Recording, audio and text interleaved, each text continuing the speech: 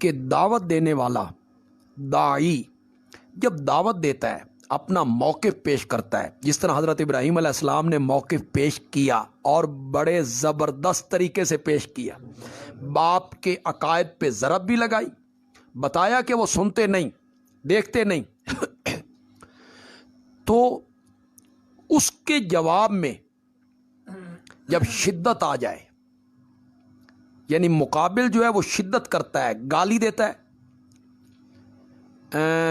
कोई धमकी देता है, तो उसके बाद भी दीन के दाई को हज़रत इब्राहीम अलैहिस्सलाम की तरह रवैया नरम ही रखना चाहिए। यानी बाप के जवाब में ये नहीं कहा आप मुझे कैसे संसार करेंगे ना, बल्कि उसके जवाब में कहते सास्तगफिरुल्लाह का रब्बी, मैं तो आपके लिए बख्शिश की दुआ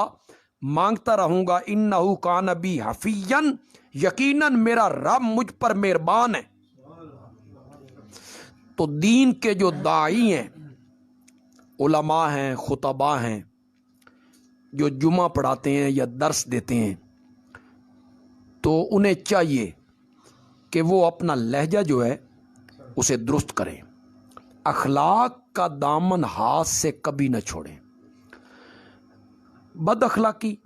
बद तहजीबी, गालम गलोच, फतवेबाजी, दूसरों के अकाबरीन की तौहीन और दूसरों के बुज़ुर्गों के नाम बिगाड़ना या तानो तशनी करना,